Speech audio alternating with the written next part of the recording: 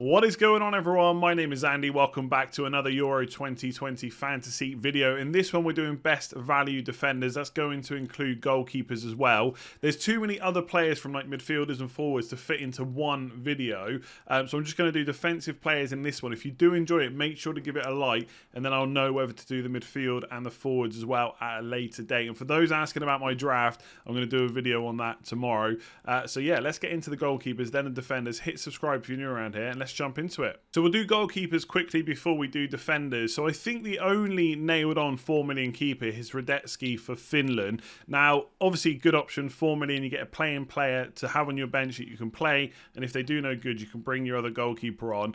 The downside is they are playing for Finland. They would be probably not, I think in this group, to be honest, in Group B, Belgium and Denmark are probably slight favourites to be kind of the top two teams. Obviously the other two teams could give them some competition, but especially if you're on a limitless matchday 2 strategy, then this keeper is going to play Denmark and Belgium. So that is probably a downside. Something else as well that I've seen is that on matchday 3, Finland and the Netherlands play on the same day. So if you're thinking of going for Krul or Stecklenburg for 4.5 million, who we'll talk about in just a second, then you don't get to swap your keeper. So you're basically saying, I'm going into match day 3 with one. You could make a swap, obviously. You could use a transfer, but I don't think goalkeepers is ideally where you want to go. If you've got a squad you're happy with and you've got a bit of money left over, then I would recommend upgrading the goalkeeper. I think there are better options for 4.5, 5 million, etc. that are more likely to get you a clean sheet. But at the same time, if you've got a squad that you're happy with and there's no money left over, then I don't see a huge issue of going for Radetzky for Finland. I wouldn't expect too many clean sheets, but who knows? They might pull one out of the bag, get some save points along the way, and then happy days. And obviously, you've always got your other playing goalkeeper to swap to. So not a bad option. 4 million nailed on. Okay, so Dutch goalkeeper, right? 4.5 million. I've put Stecklenburg as the picture and the name and stuff, but we're also talking about Tim Krul here. Now, things are changing quickly as managers talk about their teams, squads, formations, and stuff like that. And obviously, injuries and stuff are happening as well. So Cillessen is now being confirmed out of the Euro 2020 squad. He is not going to play for the Netherlands. So before, it felt like people were saying that Tim Krul might start ahead of him. But what was interesting was when Cillessen was ruled out, I tweeted that, okay, welcome to the team, Tim Krul. And straight away, a load of people replied saying they think Stecklenburg's going to be the #1 keeper for the Netherlands. What was then interesting was the next day, I think today actually, just before I started recording, the Netherlands have released their squad numbers, and Stecklenburg has the #1 shirt, the #1 goalkeeper shirt. Now, that doesn't necessarily mean that he is now first choice, but that's what a lot of people think. And also, apparently, Tim Krul had the #1 shirt for the World Cup qualifiers recently, so it does look like potentially De Boer has made a change, right? He's made a change to the goalkeeper setup. So I think Netherlands are strong favourites for this group. There is an outfield defender we're going to talk about in this. But I think given that if Stecklenburg is the #1 and you want to take that risk, then he seems like a good purchase. Like I said just a minute ago, Netherlands and Finland do play on the same day in match day 3, so that might cause some issues. The other issue is with this. I think they've said that they're going to play Stecklenburg in one friendly and Krul in the other one. So that's not even going to help us. I think if you're going to go for a Dutch goalkeeper, you're going to have to hope that something gets said by the manager. Otherwise, you just take a risk. And right now, if I was going to pick one, it'd probably be Stecklenburg based on what other people have said to me. But it's a difficult one to know. But there is another cheap Netherlands defender that we're going to talk about soon. But for goalkeepers, they could be the best 4.5 million goalkeepers going. So I'm only going to go through 4.5 million defenders in this video. I haven't, unless I'm wrong, again, leave me a comment below. I can't see too many 5 million Euro defenders that are worth paying the extra for necessarily. You might disagree, and then obviously once you go up in a higher price than that, you're out of the value, you're into the more premium players anyway, like 5.5 to 6.5, etc. So we're going to start off with Denayer for Belgium. Obviously talked about this a lot. Russia and Finland in match day 1 and 3, if that's the strategy you're playing, they have to play Belgium in match day 2. Now Belgium, one of the best teams in the tournament, and I would say one of the favourites to go on and potentially get to the final. And like I said, if you are on limitless match day 2, you skip the Denmark game, which is probably the hardest one. I've had a look in terms of nailed onness, right? He's 4.5. Everyone else in the Belgian backline is 5 million or over. He started 7 of the last 8 games for Belgium across various competitions. The two players that seem to be, from my research, that are a possible competition are Vermaelen and Boyata. But neither have really played consistently in the squad for a while. Vermaelen's quite old now as well. So I think he's probably one of the more nailed on 4.5 million defenders. Again, let me know if you're a Belgium fan, if you think differently.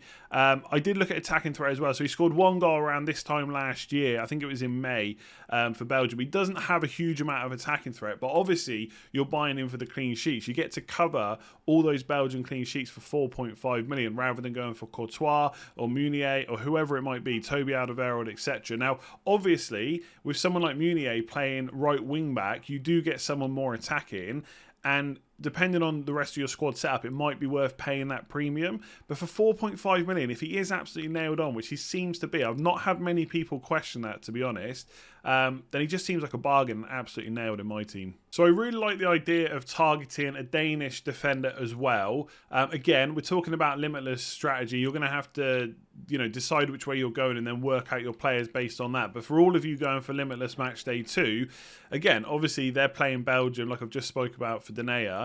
So you can skip that game, and then you get Finland and Russia, where Denmark are basically the favourites to win both of those games. With Kjaer, he's absolutely nailed on, right? You're not worried about him being rotated or anything like that. So you've got a 4.5 million defender, absolutely nailed on. He's playing Finland and Russia in match day 1 and 3. He looks pretty decent. I had a look at some of the clean sheets for Denmark. So 12 clean sheets in the last 16 games. If I read that right, I think I did, which is decent. There could be some more in the group stages. He hasn't got a huge amount of attacking threat. I think it's 3 goals and 5 assists in 105 games. So that just shows you how nailed on he is. But for goal threat, maybe not a huge amount. But again, you're probably getting him in there for the clean sheets. Now, it is worth talking about one other player for Denmark who, basically, I've put the main player in this video, right? The main 4.5 million player from the team. But for a couple of teams, there's another player for the same price that might be worth looking at who isn't exactly nailed on. But for Denmark, I think there is one that is nailed on, right? That's Joachim Miele, I think, or Miele, it could be. He's a fullback for Denmark. And I'm just looking here. So he hasn't played as much. He's only got into the team recently, but he's played 8 times. He's already scored 2 goals and got 1 assist. Now, I haven't gone and looked at exactly which games they were in. In fact, I can see right here. One of the goals was against Faroe Islands. The other goal was against Austria, and the assist was against Sweden. So, Austria and Sweden, not too bad. And from what I can gather, he's pretty much nailed on. I haven't seen many people, again, let me know in the comments below if I'm wrong. I haven't seen many people saying there's another player that's going to take his place.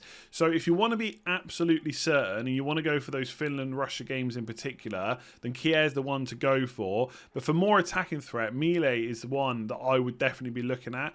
Currently, he's in my team, unless I hear otherwise about him nailed on. Obviously, there's still friendlies and stuff like that to go, but he's looking pretty good. And I like going for a Denmark or a Danish player because Finland and Russia are just looking like 2 really good fixtures. So Wijndal is already someone that I've spoken a lot about, and obviously we've seen him on Twitter threads and stuff like that, because you're getting a 4.5 million defender for the Netherlands. They're favourites to top the group. They'd be favourites for all the matches as well. If you're on match day 1 and 3 strategy, then it's Ukraine and North Macedonia.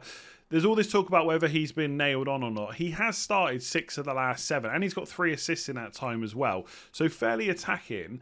The interesting thing is, since I started researching this video and doing the notes, it's come out that Netherlands are possibly going to play the wing-back system, right? So rather than play 4 at the back, 4-3-3, which I think is what they've been playing, they're going to move to like a 5-2-3. And that would almost certainly mean that Wijndal is going to play as the left wing-back. So Blind would come in as probably a left centre-back. And obviously they have De Ligt, etc. in there as well. So that can only be a better thing for him. It probably makes him a little bit nailed on if that does happen, and we'll see in the friendlies what formation they do play, but also it makes him a little bit more attacking. So given that he's already been starting quite a lot as well, and he's got a few assists, and he's got good fixtures, then let's say you wanted to go for a different goalkeeper combination, you didn't want to risk whether it's Krul or Stecklenburg. If Wijndal starts, with the friendlies, the last friendly is the one that I would really look at. It doesn't necessarily mean that is going to be the team for the starting fixture for Euro 2020 or the first game for the national teams, but it usually plays a good indication. So if they do play wing-back and he is part of it, I would definitely be looking at him. In terms of clean sheets, I think Netherlands have only kept 4 in their last 10, but they are favourites, like I said, to win all these games. And with the wing-back system, maybe giving them a bit of extra protection at the back, I like him now. I think I'd originally not originally, but I had recently taken him out of my team, but I might put him back in if I see that they're playing a wing-back system. I think he looks like a really good option. Okay, so Bednarak, a bit like Kjær for Denmark, absolutely nailed on. So you haven't got these concerns like maybe you have with Wijndal, maybe a little bit with Denayer, maybe some other players that we're going to talk about in this video. Match day 1 looks pretty decent against Slovakia. It does get a bit trickier in 2 and 3 with Spain and Sweden, but there's an option that's absolutely nailed on for 4.5. I don't mind Slovakia and Sweden if that's the chip strategy that you're playing with Limitless Match Day 2. And to be honest, some of you will also, something I haven't mentioned throughout the video, but you'll also be using both your chips, Wildcard and Limitless, in the group stages. So Bednarak against Slovakia is probably not a bad choice at all. I've had a look. They've kept 4 clean sheets, I believe, over the last 8 games, so a slightly better ratio than the Netherlands. But it is obviously worth noting they've played different teams. They're not always playing the same. You know, it's not like in the league, right, where after 38 games in the Premier League, they've all played the same teams. It's not necessarily the same. Could be different competitions, friendlies, World Cup qualifiers, etc. But 4 clean sheets in 8 is pretty decent. No attacking returns for Bednarak in that. I had a look overall. He has played 30 games for Poland. He's only ever scored once. So he does have a tiny bit of goal threat. He is going to be someone that goes up for corners, etc. I think with him, it depends how risk adverse you want to go. There's only a few 4.5 million defenders that are absolutely nailed on and potentially also have good fixtures. And I think Slovakia and Sweden is not bad. I do think Denmark's fixtures against Finland and Russia are a little bit better. But if you're playing a strategy where you only need a team for match day 1, then Poland versus Slovakia could be one to target. And I don't think Bednarak's a bad option at all. So Hinteregger, a bit like Bednarak, absolutely nailed on. Maybe doesn't play for a team that you're absolutely sure of clean sheets from, but the fixtures aren't bad, okay? And I know from doing the draft video, a lot of you sent me teams that were on a Limitless Match Day 2 strategy. So you get North Macedonia and Ukraine in Match Day 1 and 3. If that's the way you're playing, you get to skip the Netherlands game. I think if you're on a strategy where you're using Limitless in Match Day 3, he's not someone I would go for. You just don't want him for that Netherlands game. But outside of that, not a bad option. Started 6 of the 6 Euro qualifiers, which is what the numbers are on screen. He has missed the recent 3 games. I think he has because of injury, but that shouldn't be too much of an issue. He should be straight back into the side and absolutely nailed on. Only 3 clean sheets in the last 11, so it's not ideal for clean sheet potential. There are probably better options, but his goal threat's not bad. So he has played, I'm just looking here, 53 times for Austria, and he scored 4 goals and got 1 assist, so 1 attack and return every 10 games. It's not that bad for a centre-back that's only 4.5 million. In my opinion, there are probably, again, better nailed-on options. I think for game week 1, I'd probably rather, or match day 1, I'd rather have Bednarak versus Slovakia and Kjær against Finland and Russia for match day 1 and 3. But again, if you're really trying to cheap out and you're trying to go for nailed on options so you're not having to worry about rotation and stuff like that, he is another nailed on defender. He and Bednarak, there are other 4.5 million fullbacks in the team, but I did ask on Twitter this morning whether for Austria or Poland they were worth looking at. And a lot of people said that they're either not that attacking or they are likely to tuck in anyway as like an extra centre back, so they're not really worth looking at. So for some teams like Denmark, Kjær is nailed on centre back. It is worth looking at Mealy as a fullback, but for Austria and Poland, I think just go for Hinteregger or Bednarak if you want absolutely nailed on options. So Torres is a super interesting one because I think as soon as Ramos was left out of the Spain squad, everybody went and put Torres in their team, myself included, felt like he was absolutely nailed on, which hopefully he still will be, right? I've looked at the last 11 Spain games. He started 6 of them. He did miss 3 through injury, and he's been benched twice. So he has, when he's been fit, he has started 6 of 8, right, which is decent. In those 6 he played, he got 3 clean sheets. So there is potential for clean sheets in this Spain squad, even if when it was announced, people were like having question marks over it, how good will it be, etc. There's definitely potential for clean sheets. Sweden, Poland, Slovakia, pretty good fixtures as well. The interesting thing for me is I was chatting to someone this morning about the Spain squad, and they're fairly convinced that Garcia is going to be nailed on. Right? Which is interesting because if that happens, he's going to probably play on the right side, which leaves one space next to him. And what about Laporte? Just changed from French to Spanish now, so he can play for the Spanish team. He's in the squad. What if the manager wants to go for a left-sided centre-back alongside Garcia. And the point was made to me that, yes, okay, they haven't played a lot in competitive matches for Man City, but they would have done a lot of training together. And so potentially that's the pairing that you might want to go for. I will say, to counter that, nearly everyone that I've spoken to outside of that thinks that Torres is pretty much nailed. So it could be Torres and Garcia. We're obviously not going to know that necessarily before the tournament kicks off, so we might just have to take a bit of a punt on that. So again, this is what I've been talking the whole way about nailed on players, Kjaer, Bednarek, Hinteregger, etc. Torres is not necessarily absolutely nailed on, but most predicted lineups I've seen do have him in, but it's worth taking into account. Again, watch the friendlies. If Garcia starts both of them and maybe Torres starts one and Laporte starts the other, then Garcia's also 4.5 million, so he might be worth looking at as well. And then you've got the goalkeeper situation as well. So there's a few players I've not mentioned in this video, which I'll talk about in a minute, but the Spanish goalkeeper is an interesting one. But Torres, potentially nailed on. Let's keep an eye on those friendlies. So that is it for this one. Thank you very much for watching. If you found it useful, please do give it a like and hit that subscribe button. I tried to go through the players a little bit quicker than normal because there was just so many to talk about, and there's still some that I've missed out. So one thing that's going to be really interesting is who is the Spanish goalkeeper who gets the #1 position. Again, this morning someone's pointed out to me there's a few legit sources saying that it could be Sanchez from Brighton playing as the #1, and he is 4.5 million.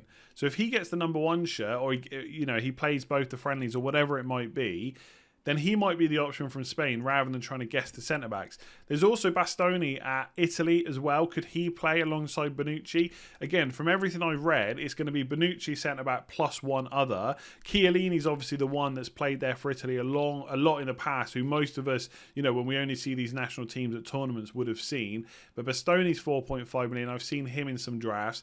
The thing with Italy is we will get to see that lineup before the deadline. So if he's in, he's another 4.5 million defender to look at as well. But like I said, there is a lot to choose from. If you have enjoyed it, like I said, please do give it a like so that I know to do this for midfielders and forwards as well, talking about the value picks. And for anyone worried about my draft video and stuff like that, I'm going to do an updated draft video tomorrow as well. So hit that subscribe button so you know when that's going live and the notification bell, and I will catch you again soon.